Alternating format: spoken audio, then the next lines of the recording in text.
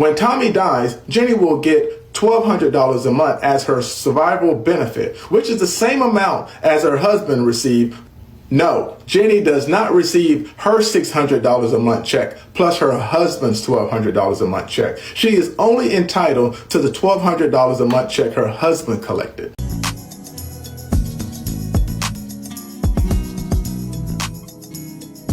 Welcome to the Common Sense Philosophy channel. Today's title of this video is Social Security or just Insecurity. Social Security or just social insecurity. Oh man, as we all know, there's a lot going on about this Social Security. After that shutdown, I think a lot of people got to really look at a lot of things. So us with our parents or our grandparents, our children, really trying to figure out what are we going to do financially. You know, those that's retiring, those that's retired their parents, and they start getting certain type of monies. Everybody's talking about disability or Social Security.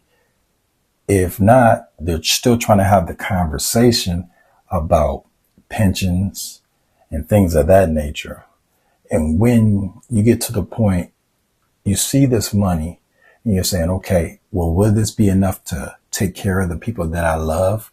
Will they be able to pay their bills with this amount of money?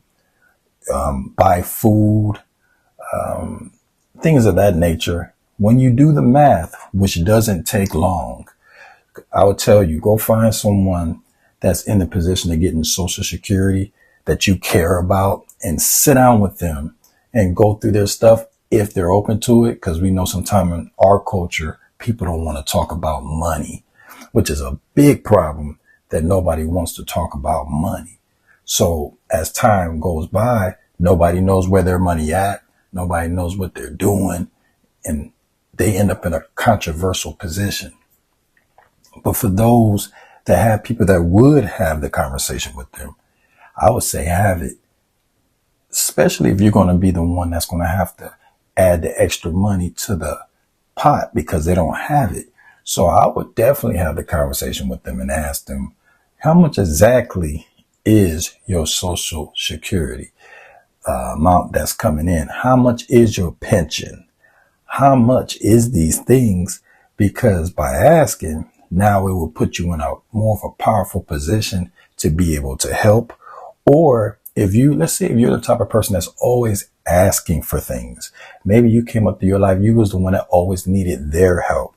You might need to ask them some questions of where they're standing, because they may need you now more than ever, because you've just been taking and taking and taking and taking and taking and taking. Now it's time for you to come and give.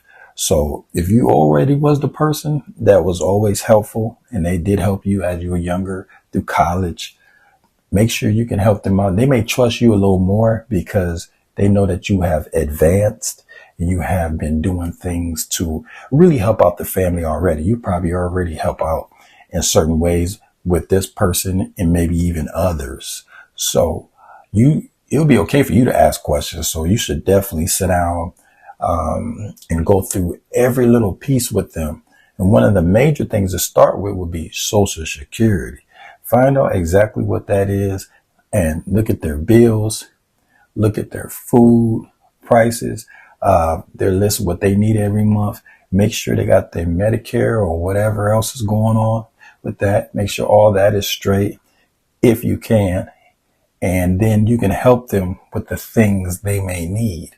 Because this is the thing, more than anything, you could be selfish about this. You should kind of know what your situation is going to be like because you are coming down that road. If you're not already there, some may be listening to this and already be in that situation. But for those that's not there yet, you're on your way because that's how time is. See, time will pass anyway. So you might as well inform and educate yourself about Social Security now. And let's say the time period, if it's not going to be a while for you, to say you're a little bit younger, that's fine too. Nothing wrong with educating yourself pertaining things of life. So, like I said, the title of this is Social Security or the Social Insecurity. This is the Common Sense Philosophy channel. We're going to keep doing what we're doing, keep getting these videos out for you. Thank you for coming by and watch the rest of these and leave a like, subscribe on your way out. Okay. Thank you very much. Talk to you later. Dies while collecting Social Security. Let's say the husband worked and the wife did not. So we have Tommy Walker, the husband, who collects $1,200 a month on Social Security, and his wife, Jenny Walker, who collects $600 as a 50% spousal benefit. So the total family income from Social Security is $1,800 a month. When Tommy dies, Jenny will get $1,200 a month as her survival benefit, which is the same amount as her husband received. No, Jenny does not receive her $600 a month check plus her husband's $1,200 a month check. She is only entitled to the $1,200 a month check her husband collected. Although Jenny gets an increase to $1,200, the overall household income takes a financial hit. It's not the $1,800 both combined used to get. They have bills, essential bills like mortgage and rent and unexpected expenses that does not reduce with the death of a spouse.